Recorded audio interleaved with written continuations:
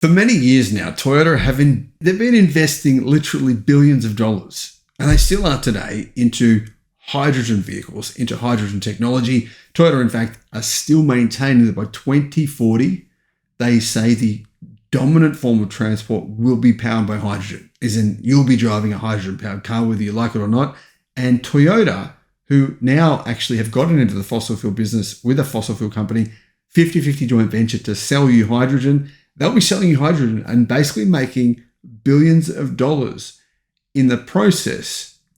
However, the irony here is, guys, that Toyota now sell more EVs, even though they only sell very few. They still sell more EVs now than they do hydrogen-powered vehicles. And in fact, their hydrogen semi that they have been working on now for well over 15 years in the United States has been cancelled.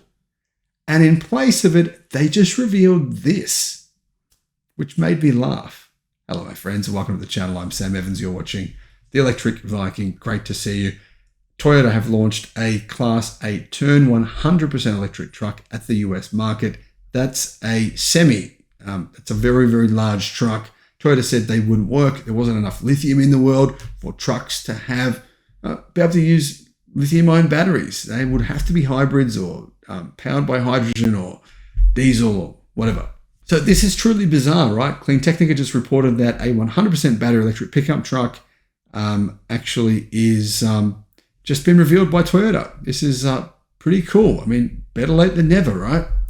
To make matters even more interesting, says Clean Technica, the new Turn electric truck comes under the umbrella of Toyota Group's Hino branch, which has been pitching a hydrogen fuel cell Class 8 electric truck for the North American market.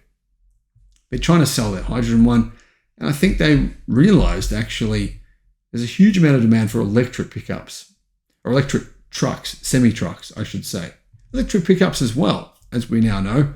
Anyway, the fuel cell angle is kind of intriguing because Hino, or Toyota, paired with a Norwegian battery and fuel cell firm, Hexagon Purus, to bring their electric truck to life in a deal valued at $2 billion.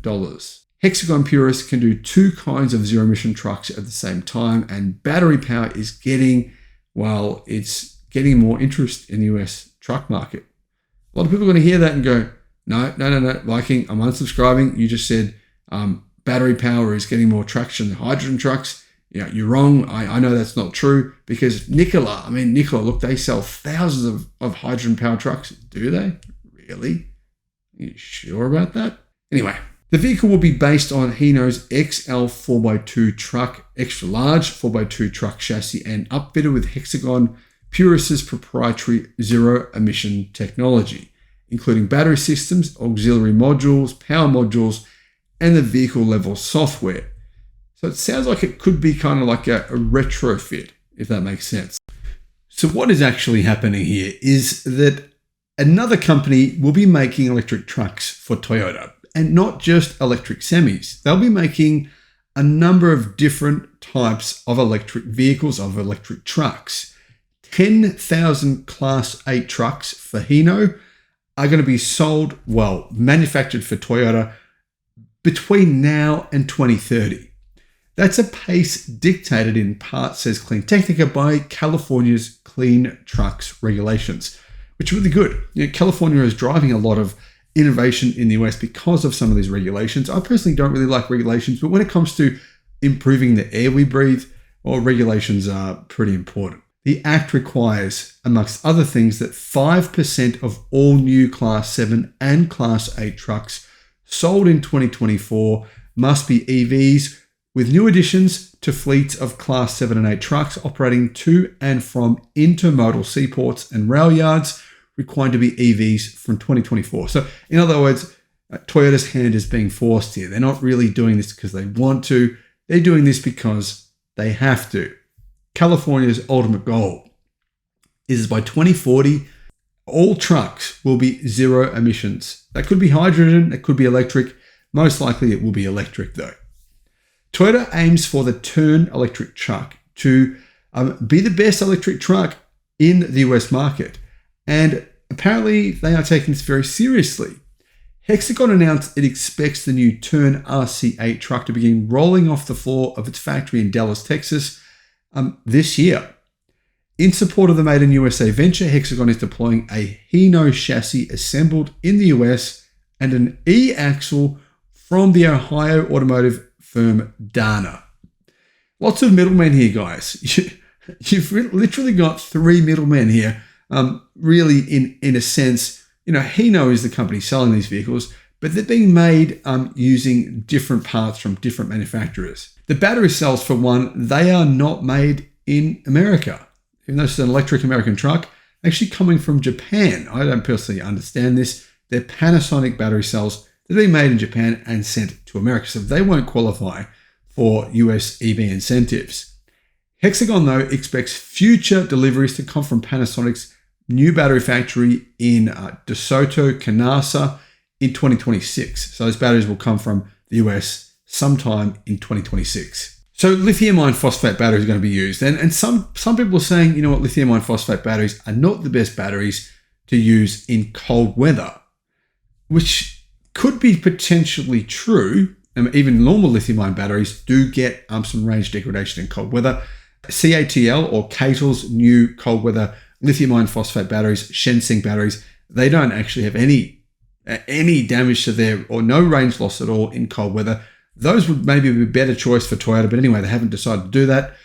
Although some amount of cold weather range loss is unavoidable, they say, municipal and commercial fleets have demonstrated solutions and strategies to enable truck electrification.